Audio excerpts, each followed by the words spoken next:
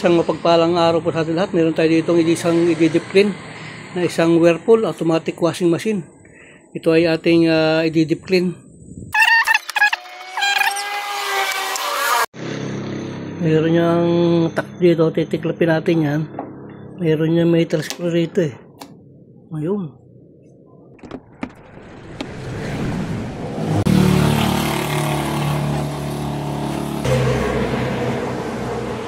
Ayan, meron pa siya ritong metal screw. Tatanggalin din natin yan para sa cover niya.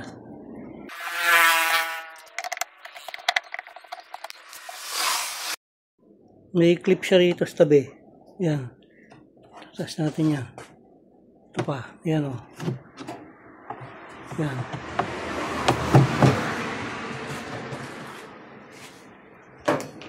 Kumita natin ang dalawang screw. Dito lang, sungkit na sa kabilang yan. Sa dito. Sabay ikot-ikot.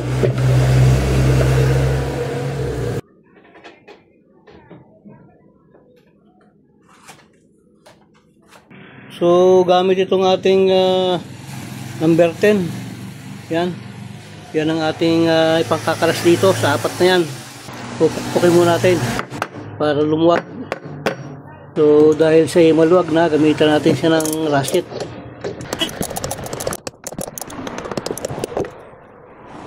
So, dahil matigas, umbahin muna natin siya ng WD-40.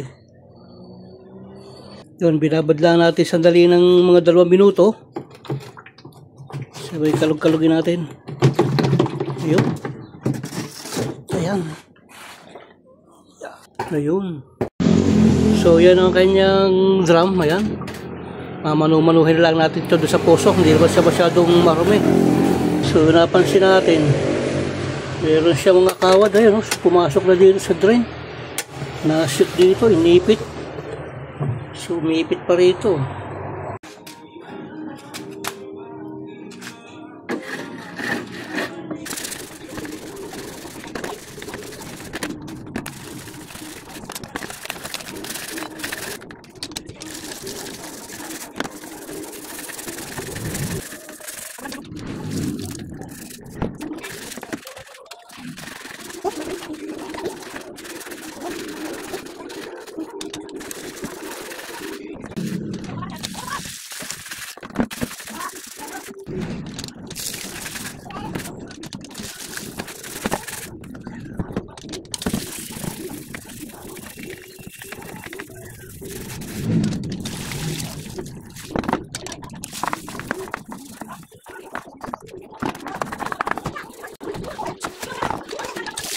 Ito, itong tagiliran na to. Diyan naipon yung dumi sa lugar yan. Filter yan eh.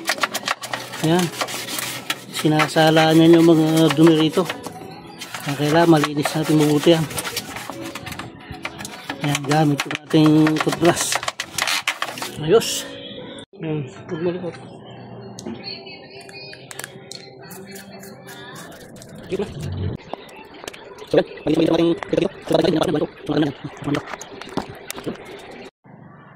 So, ayan. Yung ating nilinis. Ang kintab, oh. Lumabas yung original na kintab niya. Ayan. So, okay na yan. Lubuksan natin itong kanyang likuran. Yan yung mga metal screw niya. Ayan. Tatanggalin natin lahat yan. Hanggang doon, sa taas na yun. So, ayan. So, dahil nga sa matigas, dito na lang natin siya kinalas sa lugar na to. Yun. Dudukutin natin dito. So, may goma yan dyan. Susungkitin na lang natin. Yun. Umangat siya. Sabay dudukutin natin dun sa loob.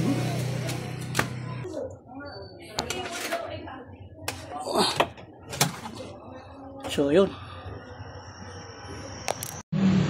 So, kakalangan natin to dito para sa paglilinis natin.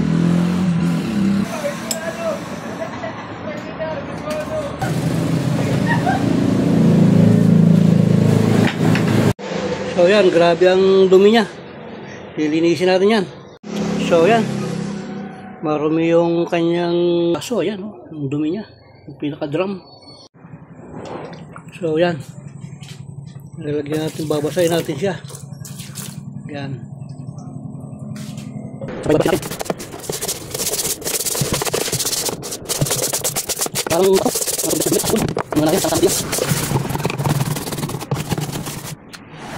so yan, halos tapos na nating linisin.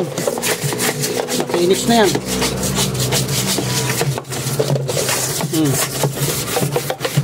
Ayos na yan. Banlawan na lang natin para maganda pati itong butas na to. So yan, linis na, simbolin natin yan para siguradong maganda. Turahan natin para matanggal yung kalawang niya.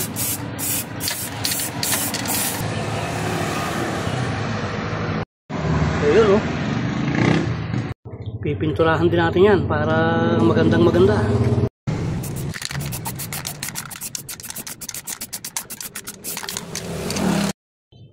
So yun, okay na.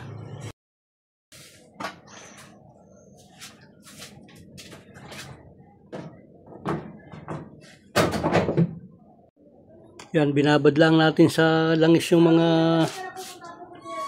ating screw para hindi siya kalawangin sa susunod, madaling kalasin. Yan. Daling natin.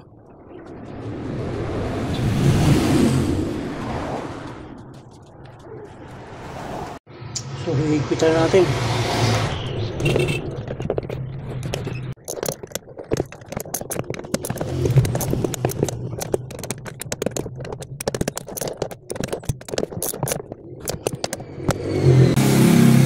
Lagay natin ito kanyang washer.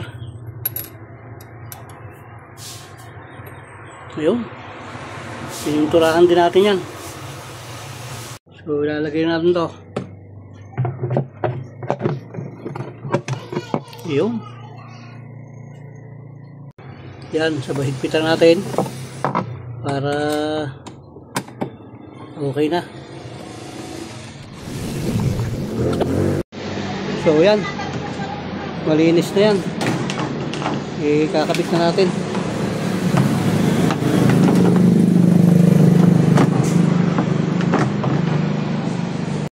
So lalagay natin na kayo ng mga metal screw. Balik natin dito. Bali dalawa lang yan. Yan, pa yung isa. Ayun,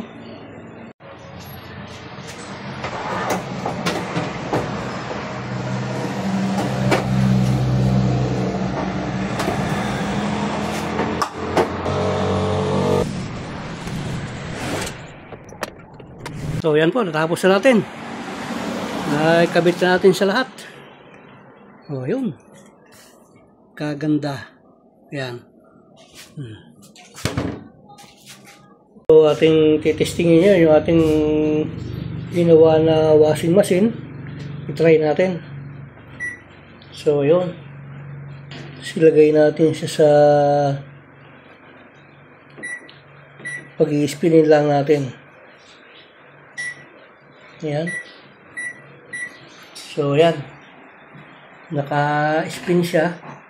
Ito sa bayo natin.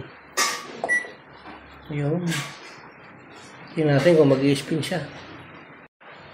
So yun, lumagutok na, ibig sabihin nag-open na yun. So yan na. So okay na yan.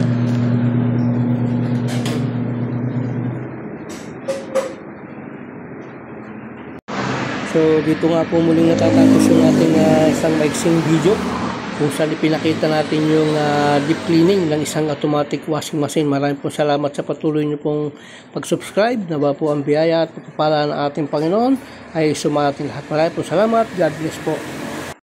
So dito po muling natatapos yung ating isang maiksing video na tungkol sa pag-deep clean ng isang automatic washing machine. Marami pong salamat sa patuloy niyo pong pag-subscribe. Nawa po ang biyaya at pagpala ng ating Panginoon ay sumating lahat. Marami pong salamat. God bless po.